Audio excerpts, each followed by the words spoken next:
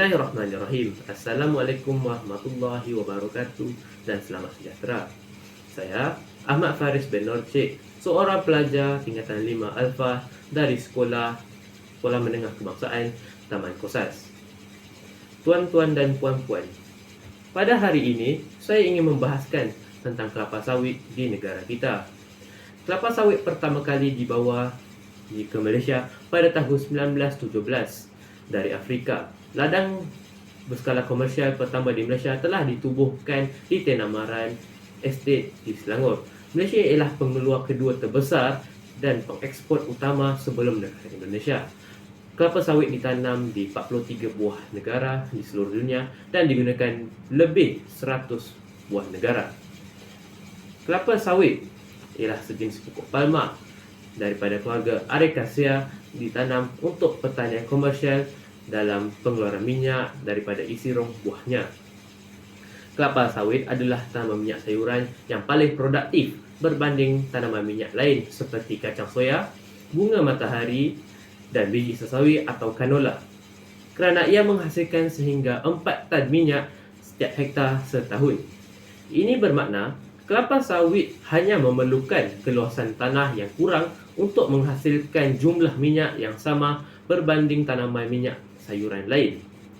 Walau bagaimanapun, terdapat banyak salah tanggapan tentang manfaat kesihatan minyak sawit. Antaranya ialah minyak sawit hanya terdiri daripada lemak tebu, justru mempunyai kesan buruk kepada kesihatan manusia.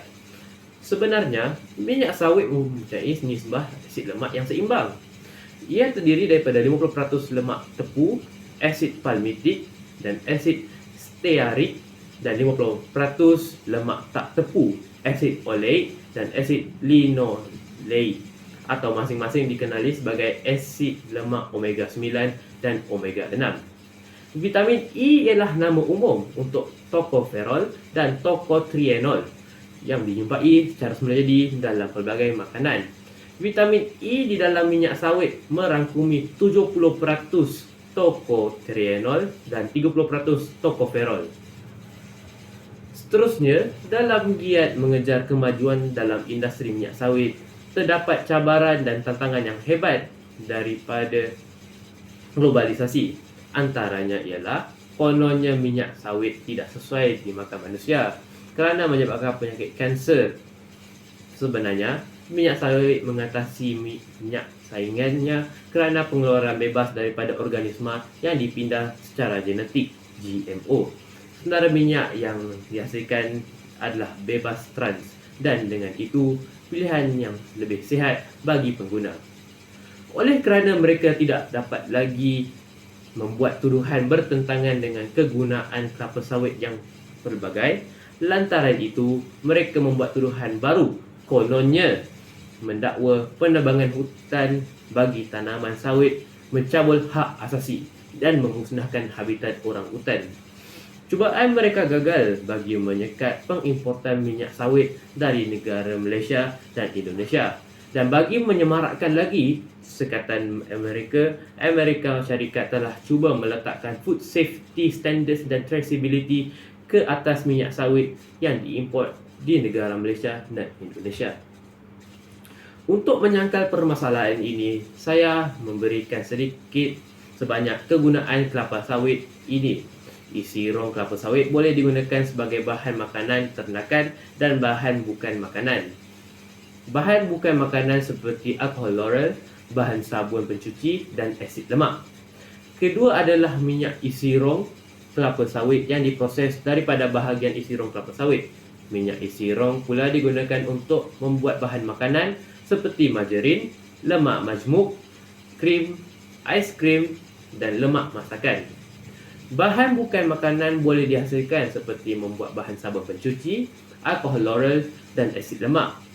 Kandungan minyak kelapa sawit dalam margarin antara 8% hingga 13.6%. Minyak sawit ini juga terkenal bagi membuat bahan bukan makanan, antaranya untuk membuat sabun minyak grease, minyak pelincir, lilin, krim pencuci, bahan solekan dan ubat-ubatan. Oleh itu, kita sebagai rakyat Malaysia seharusnya menyokong usaha dalam memajukan perindustrian sawit di negara kita.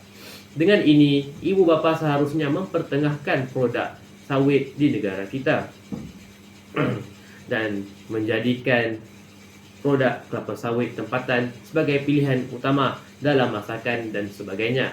Untuk mengatasi segala salah tanggapan mengenai minyak sawit, Kementerian Perindustrian, Perdagangan dan Komuniti KPPK melalui Majlis Minyak Sawit Malaysia MPOC telah melancarkan kempen minyak sawit Malaysia penuh kebaikan pada Januari tahun ini.